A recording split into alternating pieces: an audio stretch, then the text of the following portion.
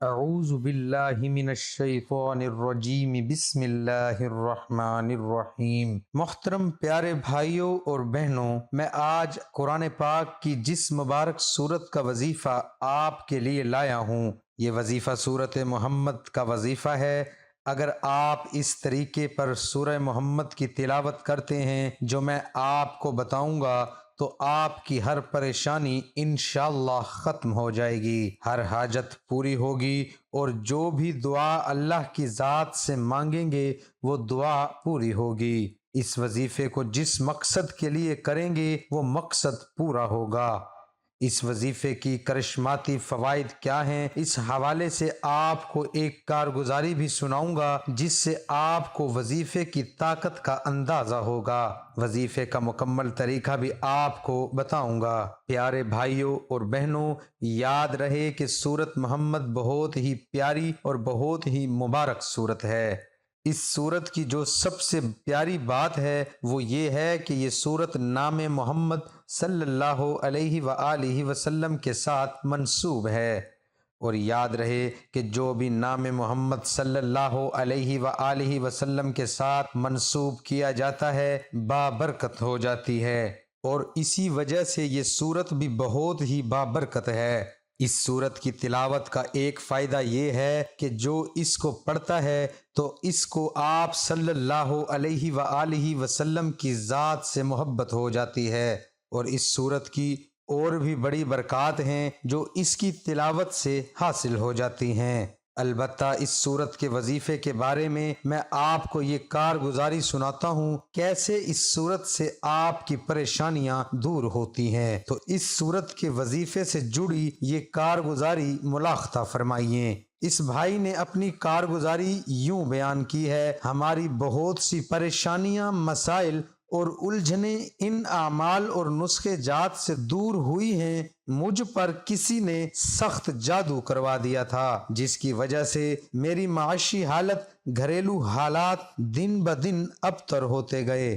مختلف عاملوں سے علاج وغیرہ کروائے مگر کوئی فرق نہ پڑا۔ پھر میں نے آپ کا ایک درس سنا جس میں آپ نے بتایا تھا کہ اپنی پریشانی کو مد نظر رکھتے ہوئے اول و آخر درود پاک کے ساتھ ایک مرتبہ سورت محمد کی تلاوت کریں، اور اس کے بعد اپنی پریشانی، اپنے مسئلے کے لیے دعائیں مانگیں۔ ہر پریشانی انشاءاللہ دور ہوگی۔ الحمدللہ میں نے بتائے ہوئے طریقے کے مطابق ایک مرتبہ سورت محمد کی تلاوت کا عمل کرنا شروع کیا۔ اٹھتے بیٹھتے چلتے پھرتے ہر وقت یہی ذکر کرتا رہتا۔ کچھ عرصے کے بعد میرے گھر کے ایک سوراخ صرف سفید لٹھے کا کپڑا، میرے شناختی کارڈ کی فوٹو کاپی، موٹے موٹے لوہے کے کیل، میرے دھاگوں میں لپٹے ہوئے بال، میری والدہ کے بال، میری نظر کمزور ہے، میری ٹوٹی ہوئی اینک کا شیشہ، میرے بٹن ٹوٹے ہوئے، گھڑی، گند بلاک، گندے کاغذات وہاں سے نکلے، اور میں نے یہ سب ایک مرتبہ سورت محمد کی تلاوت کے صدقے نکالے، اور اس کی وجہ سے میرے ہاتھ کے طوطے اڑ گئے۔ اس ورد کے ذکر سے اب میرے حالات دن بدن بہتر ہوتے گئے، گھر میں دشمن کی کوئی موذی چیز نہیں رہی۔ اس کے علاوہ بھی میں نے جس بھی پریشانی کے لیے اس عمل کو کیا، مجھے میری اس پریشانی سے نجات ملی ہے۔ اس بات میں کوئی شک نہیں کہ کلام پاک میں بڑی طاقت ہے، بشرط یہ کہ یقین کے ساتھ اس کو پڑھا جائے۔ الحمدللہ ہمارا پورا گھر اب تمام آفتوں اور بلاؤں سے محفوظ ہو گیا ہے۔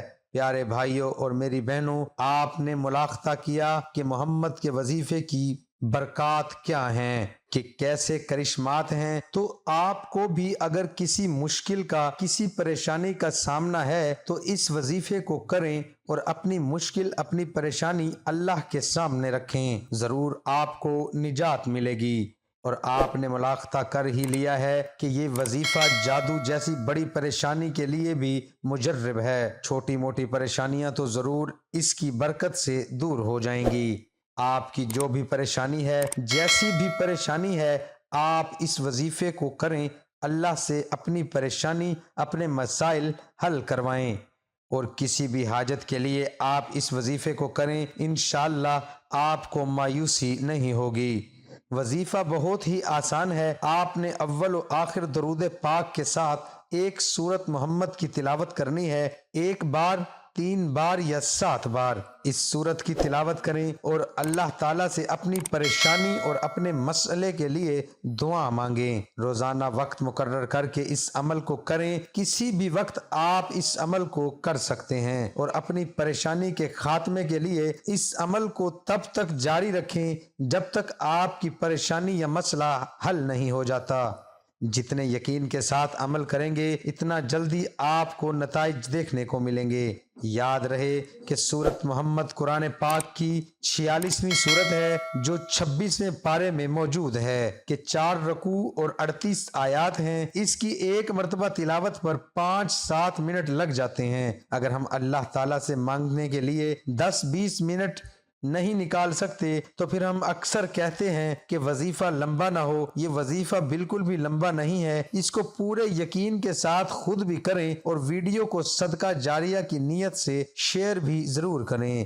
پیارے بھائیوں اور میری بہنوں، یہاں آپ کو سورت محمد کی شان نزول اور تاریخی پس منظر کے بارے میں بتاتا چلوں کہ جس زمانے میں یہ سورت نازل ہوئی اس وقت صورتحال یہ تھی کہ مکہ معظمہ میں، خاص طور پر عرب کی سرزمین میں بالعموم ہر جگہ مسلمانوں کو ظلم و ستم کا نشانہ بنایا جا رہا تھا اور ان پر عرصہ حیات تنگ کر دیا گیا تھا۔ مسلمان ہر طرف سے سمٹ کر مدینہ طیبہ کے دارالایمان میں جمع ہو گئے تھے، مگر کفار قریش یہاں بھی ان کو چین سے بیٹھنے نہیں دے رہے تھے۔ مدینے کی چھوٹی سی بستی ہر طرف سے کفار کے نرغے میں گھری ہوئی تھی اور وہ اسے مٹا دینے پر تلے ہوئے تھے۔ مسلمانوں کے لیے ان حالات میں 2 ہی چارہ کار باقی رہ گئے تھے، یا تو وہ دین حق اور دعوت و تبلیغ سے دور ہو جائیں یا جاہلیت کے آگے سر جھکا دیں، یا پھر مرنے مارنے کے لیے اٹھ کھڑے ہوں اور سر دھڑ کی بازی لگا کر ہمیشہ کے لیے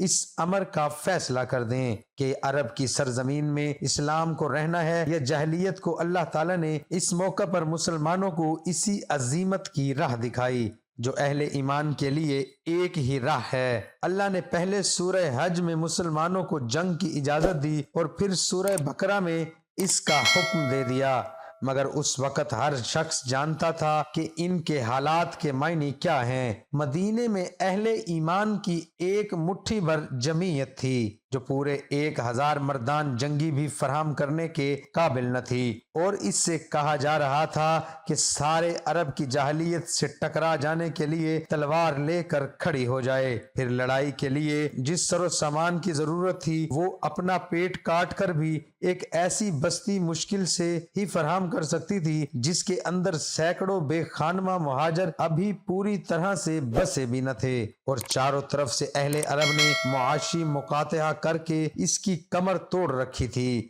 پیارے بھائیوں اور بہنوں، ان حالات میں اللہ تعالیٰ کی جانب سے سورت محمد میں مسلمانوں کو اتنا جنگی ہدایت دی گئی، ان کو اللہ کی مدد اور رہنمائی کا یقین دلایا گیا، ان کو اللہ کی راہ میں قربانیاں کرنے پر بہتر مہاجر کی امید دلائی گئی، اور انہیں اطمینان دلایا گیا کہ راہ حق میں ان کی کوششیں رائے گاہ نہیں جائیں گی، بلکہ دنیا سے لے کر آخرت تک وہ ان اچھے کاموں سے اچھا پھل پائیں گے۔ پیارے بھائیوں اور بہنوں، یہ تھی آج کی ویڈیو۔ امید کرتے ہیں کہ آپ کو ہماری آج کی یہ ویڈیو ضرور پسند آئی ہوگی۔